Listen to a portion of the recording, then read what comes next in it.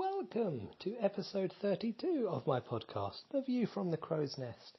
I am Romeo Crow and I welcome you and I thank you for listening and joining me. If you're on Twitter, do come over and say hello at Romeo Crow because I love to hear from you. And if you've got any questions or anything like that, then please drop them there. Today's episode is a little bit of a breakthrough. If you've been listening for the last, seems like my entire life, but it's probably only the last few weeks, I've been bottlenecked by the Grip the Sky experience, which is the music EP release that I'm working on, and I'm trying to do something new that I've not seen before and I've certainly not done before, and it's been just dragging on and it's holding everything up.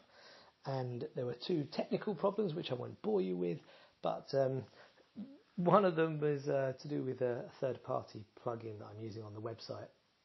And I've spent countless hours trying to configure it, trying to make it work. It's not working. The code doesn't work very well. Blah blah blah. I've got the developers of the plugin. They're looking at it. They're giving suggestions. It's just not working. And then tonight, I remembered that I had bought another piece of software that does something pretty similar, pretty much the same. I mean, it is a bit different. It's not quite as good in some ways, a bit better in other ways, but pretty much the same. So I thought, I bought that about 3 weeks ago, exactly in case this thing didn't work out. So I thought, let me have a look, let me try that. And I'm not joking, within 3 minutes I had it working on my website. This brand new thing, 3 minutes of setting it up, working out how it works, putting it on my website and making it work. So it just goes to show, the lesson to be learned from that is, if one tool is really causing problems and not working, it's probably worth using a different tool, basically. As much as I wanted the other one to work, it didn't work, and I wasted countless hours, days trying to configure it, and it doesn't work.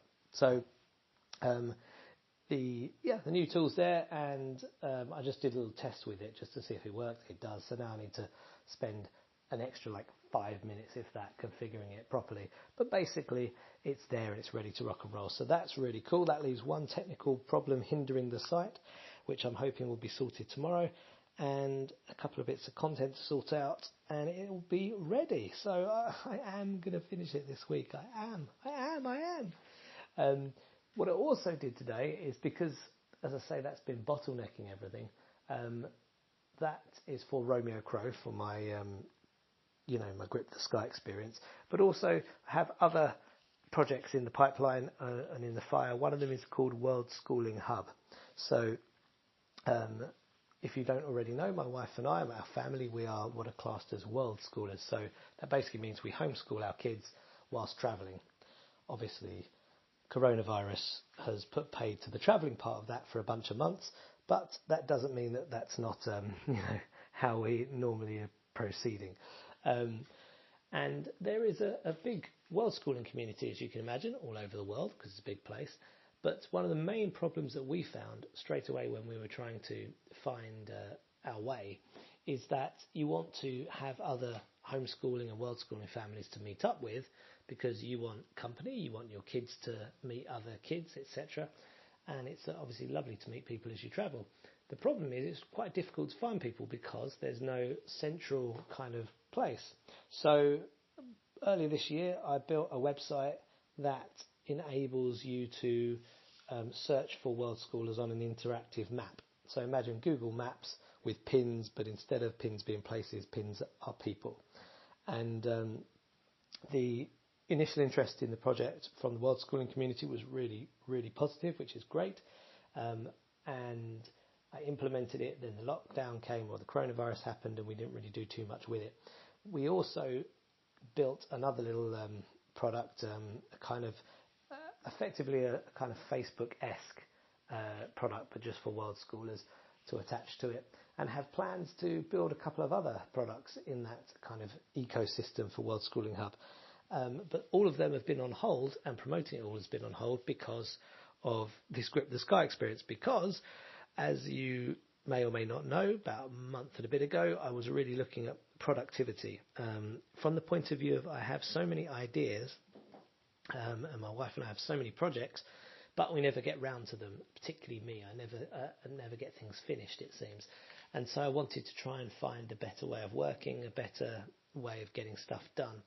And I read a book, which I now can't remember what it was. But nonetheless, it's old ancient wisdom, basically. It's, effectively it's focusing on one thing. It's nothing new.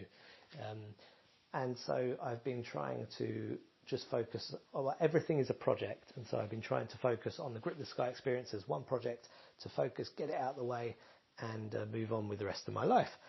So because that's been dragging and taking so long, it's just held up everything else. But now that's seeming to start to kind of come to a bit of an end. We're now looking at what we can do with our other projects. And the next project in the pipeline is the World Schooling Hub, to get people onto the map and using the map and interacting with each other, etc. One of the other quote-unquote revelations that came from this concentration on productivity was the idea, again, nothing new, but that to get anything really truly done, in any kind of meaningful way, you need a team. And I have been guilty of not, certainly with Romeo Crow projects, for example, of not bringing on board a team. I've been doing everything myself, and so that's our new kind of focus, is to get things in a position that we can bring people on to help us out. And on that score, another brand that we have that has been kind of bubbling under the surface, not really used for a few years, is called Audience Ninja, which is a sort of digital marketing agency, basically. So I've done work before building people's websites and helping them with marketing plans and consultations and whatnot. And so that is a way to obviously channel that kind of work. And so the idea is that we're going to bring on a team, but instead of them working on World Schooling Hub or Romeo Crow, what have you, they'll work for Audience Ninja, and Audience Ninja will be the agency for Romeo Crow and World Schooling Hub, etc.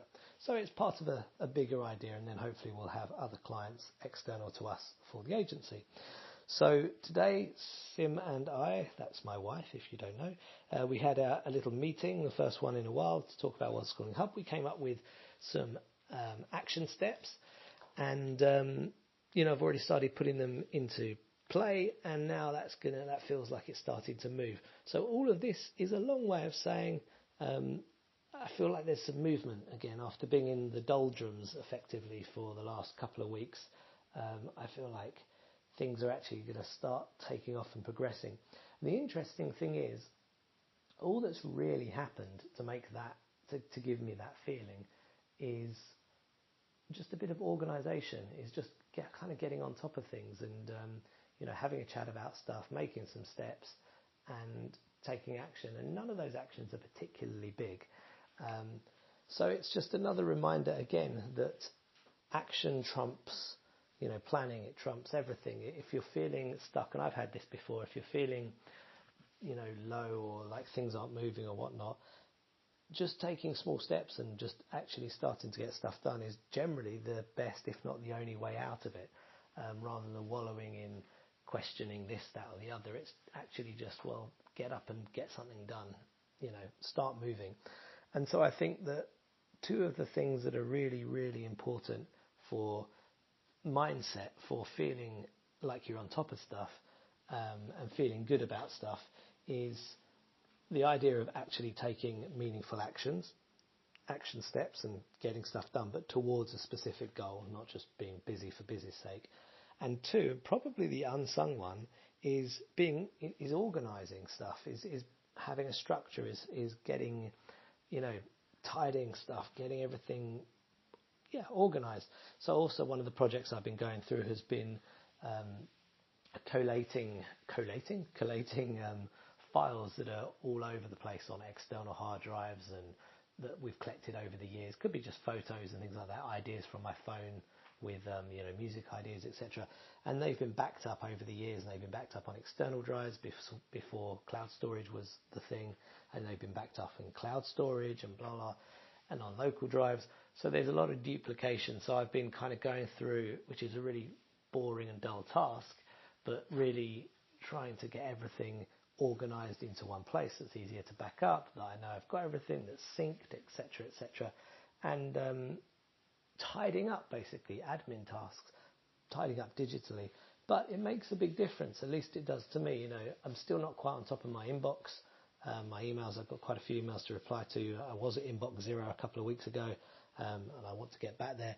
But I think that these seemingly trivial things are actually really important for getting your headspace right, and being able to really attack projects and get on top of stuff.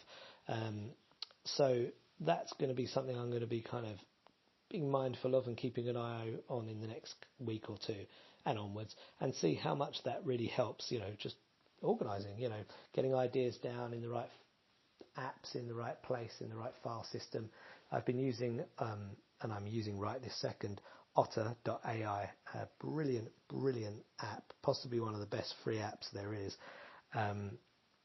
to record voice notes. But it does kind of a lot more than that. It transcribes them live as you're doing them, but the way that it does it, it makes it very, very easy to then search for keywords. And not only does it bring up the keywords that it's found in whatever you've said, but it automatically takes you to that part of the audio recording where you said the keywords, so you can double check exactly, etc. And so it's things like making sure that I've got folders within Otter so I can attach notes to it, and that the notes are being backed up to my Google Drive and all these things. So it's boring, it's dull, but it's making me feel a lot better and a lot more on top of things. And I guess that's kind of the real crux of everything. You know, as a creative person with lots of ideas, as a business person trying to, you know, grow businesses and earn revenue, and in whatever capacity, feeling like you are on top of stuff, feeling like you're in control is, I think, paramount to actually achieving and getting stuff done.